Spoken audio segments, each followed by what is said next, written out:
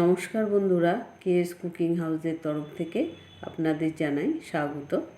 আজকে আমি বানাবো শীতের ফুলকপি আলু দিয়ে মাছের একটি পাতলা ঝোল, যেটা কিনা বাচ্চা বড় সবাই খেতে পারবে। তাহলে চলুন রেসিপিটি দেখে নেওয়া যাক। আজকে আমি বানাবো ফুলকপি আলু দিয়ে রুই মাছের পাতলা ঝোল। সেই জন্য এখানে একটি প্লেটের মধ্যে নিয়ে নিয়েছি রুই মাছের 5টি রিং পিস, আর নিয়েছি 6 টুকরো আলু। আলুগুলো এরকম করে কেটে নিয়েছি, আর নিয়ে নিয়েছি 6 টুকরো ফুলকপি। তাহলে চলুন রান্নাটা শুরু করি। এবার আমি মাছের ওপর দিয়ে দিচ্ছি 1 চা চামচ নুন, দিয়ে দিচ্ছি 1/4 চামচ হলুদের গুঁড়ো। এবারে নুন আর হলুদটা মাছের সাথে ভালোভাবে মাখিয়ে নিচ্ছি। সবকটি মাছে নুন হলুদ ভালোভাবে মাখিয়ে নিয়েছি। এবার আমি 10 মিনিটের জন্য এইভাবে রেখে দিচ্ছি। প্রথমে আমি ফুলকপিগুলি সিদ্ধ করে নেব, সেই জন্য আগে থেকে গ্যাস ধরিয়ে কড়াই বসিয়ে নিয়েছি। এবার কড়াইয়ের মধ্যে দিয়ে দিচ্ছি চায়ের কাপে 2 কাপ পরিমাণ জল। এবার গ্যাসের ফ্লেমটা ফুল বাড়িয়ে জলটাকে ফুটিয়ে নিচ্ছি। জল ভালো মতো গরম হয়ে উঠেছে। এবার আমি এর মধ্যে দিয়ে দিচ্ছি 1/2 চা চামচ নুন। নুনটা জলের সাথে ভালোভাবে মিশিয়ে নিচ্ছি। এবারে এর মধ্যে দিয়ে দিচ্ছি আগে থেকে কেটে রাখা ফুলকপির টুকরোগুলি। এবার আমি গ্যাসের ফ্লেমটা ফুল বাড়িয়ে দিয়ে 2-3 মিনিটের জন্য ফুলকপিগুলি ভালো করে সিদ্ধ করে নিচ্ছি। 2-3 মিনিট পর ফিরে এলাম। এই যে দেখুন, কপি ভালো মতো সিদ্ধ হয়ে গেছে।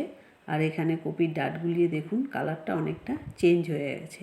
এর বেশি আর আমি সিদ্ধ করব না, কারণ এরপর ভাজবো, ঝোলে দিলে কপিটা একদম গলে যাবে। সেই জন্য আমি কপিগুলি এবারে তুলে নিচ্ছি। কড়াই ধুয়ে আবারও গ্যাসে বসিয়ে নিয়েছি। এবার আমি মাছ ভেজে নেব, সেই জন্য কড়াইতে দিয়ে দিচ্ছি 3 টেবিল চামচ সরষের তেল। তেলটা ভালো করে গরম করে নিচ্ছি। তেল ভালোভাবে গরম হয়ে গেছে। এবার তেলের মধ্যে দিয়ে দিচ্ছি 1/4 চামচ নুন। এবার নুনটা তেলের সাথে ভালোভাবে মিশিয়ে নিয়ে কড়াইয়ের গায়ে ভালোভাবে মাখিয়ে দিচ্ছি তেলটা, যাতে মাছ ভাজার সময় মাছ কড়াইয়ের গায়ে না লেগে যায়। এবার আমি পরপর 3 পিস মাছ এই তেলের মধ্যে দিয়ে দিচ্ছি। এবার গ্যাসের ফ্লেমটা মিডিয়াম করে দিয়ে 3 থেকে 4 মিনিটের জন্য মাছের পিসগুলি হালকা করে ভেজে নিচ্ছি। মাছের পিসগুলির এক পিঠ ভাজা হয়ে গেছে। এই যে দেখুন, হালকা করে ভেজে নিয়েছি। এবারে অপর পিঠগুলিও এইরকম মিডিয়াম ফ্লেমে 3-4 মিনিটের জন্য হালকা করে ভেজে নিচ্ছি।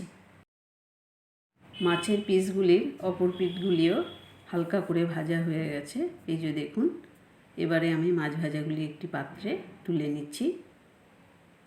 আর বাকি যে 2 পিস মাছ আছে সেটাও আমি এই তেলের মধ্যে দিয়ে দিচ্ছি। এইভাবেই হালকা করে 2 পিঠ ভেজে নেব। বাকি 2 পিস মাছ ভেজে তুলে নিয়েছি। এবার এই মাছ ভাজা তেলের মধ্যেই দিয়ে দিচ্ছি আগে থেকে কেটে রাখা আলুর টুকরোগুলি। আলুর টুকরোগুলি তেলের সাথে উল্টে পাল্টে ভালোভাবে নাড়িয়ে নিচ্ছি। এবার আমি গ্যাসের ফ্লেমটা মিডিয়াম করে দিয়ে 3 থেকে 4 মিনিটের জন্য আলুর টুকরোগুলি হালকা লাল করে ভেজে নিচ্ছি। ওদিকে আলু ভাজাটা বসিয়ে দিলাম। এবার আমি এদিকে মাছের ঝোলের জন্য একটি মশলা বানিয়ে নেব। সেই জন্য একটি প্লেটের মধ্যে নিয়ে নিয়েছি একটি মিডিয়াম সাইজের টমেটো, এরকম টুকরো করে কেটে নিয়েছি। নিয়ে নিয়েছি 4টি চেরা কাঁচা লঙ্কা আর 1 ইঞ্চি আদা, এরকম লম্বা টুকরো করে কেটে নিয়েছি। এবারে আমি একটি ছোট মিক্সিং জার নিয়ে নিচ্ছি। এর মধ্যে সব কিছু দিয়ে দিচ্ছি। দিয়ে দিচ্ছি 1 চা চামচ জিরের গুঁড়ো, 1.5 চা চামচ ধনের গুঁড়ো, 2 টেবিল চামচ জল, 1/2 চা চামচ নুন। এবারে ঢাকা দিয়ে ভালো করে মশলাটা বেটে নিচ্ছি। মশলাটা ভালো করে বেটে নিয়েছি। এই যে দেখুন, এবারে আমি এই বাটা মশলাটা একটি বাটিতে ঢেলে নিচ্ছি। এদিকে আলু ভাজা হয়ে গেছে। এই যে দেখুন, আলুগুলি আমি একটু লালচা করেই ভেজে নিয়েছি। এবারে আলু ভাজাগুলি একটি পাত্রে তুলে নিচ্ছি। এবার এই আলু ভাজা তেলের মধ্যেই কপির টুকরোগুলো ভেজে নেব, সেই জন্য তেলের মধ্যে সবকটি কপি দিয়ে দিচ্ছি। এই কপির টুকরোগুলো এরকম 2-3 মিনিটের জন্য গ্যাসের ফ্লেমটা মিডিয়াম করে হালকা লাল করে ভেজে নিচ্ছি। কপির টুকরোগুলো ভাজা হয়ে গেছে। এই যে দেখুন, কপিগুলো হালকা লাল করেই ভেজে নিয়েছি।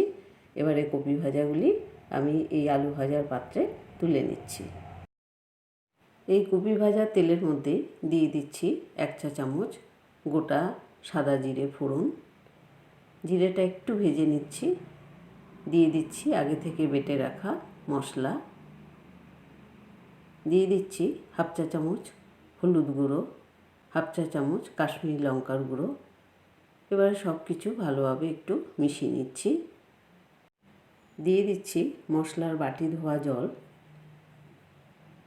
এবারে মশলাটা আবারও একটু নাড়িয়ে নিচ্ছি। এবার ঢাকা দিয়ে 4 থেকে 5 মিনিটের জন্য লো ফ্লেমে মশলাটা ভালো করে কষিয়ে নিচ্ছি। 4-5 মিনিট পর ফিরে এলাম। এবার আমি কড়াইয়ের ঢাকাটা খুলে নিচ্ছি। এই যে দেখুন, মশলা থেকে তেল বেরিয়ে গেছে, কিন্তু মশলা এখনও পুরো কষেনি। এবার আমি একটি খুন্তির সাহায্যে মশলাটা উল্টে পাল্টে ভালোভাবে নাড়িয়ে নিচ্ছি। এই অবস্থায় গ্যাসের ফ্লেমটা মিডিয়াম করে দিয়ে আরও 2-3 মিনিটের জন্য মশলাটা ক্রমাগত নাড়তে নাড়তে আর একটু কষিয়ে নিচ্ছি। মশলা ভালোভাবে কষানো হয়ে গেছে। এই যে দেখুন, মশলা থেকে তেল বেরিয়ে কড়াইয়ের গায়ে ফুটে উঠেছে আর মশলাটা আলাদা হয়ে গেছে। এর বেশি আর আমি কষাবো না। এবার আমি এর মধ্যে দিয়ে দিচ্ছি আগে থেকে ভেজে রাখা আলুর টুকরোগুলো। এই আলুর টুকরোগুলিও মশলার সাথে 1 মিনিটের মতো গ্যাসের ফ্লেমটা একদম লো করে দিয়ে একটু কষিয়ে নিচ্ছি। মশলার সাথে আলু ভালোভাবে কষানো হয়ে গেছে। এবার আমি এর মধ্যে দিয়ে দিচ্ছি চায়ের কাপে 3 কাপ পরিমাণ জল। এবারে জলটা মশলা আর আলুর সাথে ভালোভাবে মিশিয়ে নিচ্ছি। মশলা বাটার সময় আমি 1/2 চামচ নুন ব্যবহার করেছিলাম, সেই জন্য আমি এবার ঝোলের মধ্যে দিয়ে দিচ্ছি 1/2 চামচের মতো নুন। এবার নুনটা ঝোলের সাথে ভালোভাবে মিশিয়ে নিচ্ছি। ভালোভাবে মেশানো হয়ে গেছে। এবার গ্যাসের ফ্লেমটা ফুল বাড়িয়ে ঝোলটাকে ভালো করে ফুটিয়ে নিচ্ছি। মাছের ঝোল ফুটে উঠেছে। এবার আমি এর মধ্যে দিয়ে দিচ্ছি আগে থেকে ভেজে রাখা মাছের পিসগুলি। এখানে আমি ভেজে রাখা কপির টুকরোগুলো দেব না, তাহলে গলে যাবে, পরে দেব। এবার আমি ঢাকা দিয়ে গ্যাসের ফ্লেমটা মিডিয়াম টু লো অবস্থায় রেখে 5 থেকে 6 মিনিটের জন্য মাছের ঝোলটা রান্না করে নিচ্ছি। 5-6 মিনিট পর ফিরে এলাম।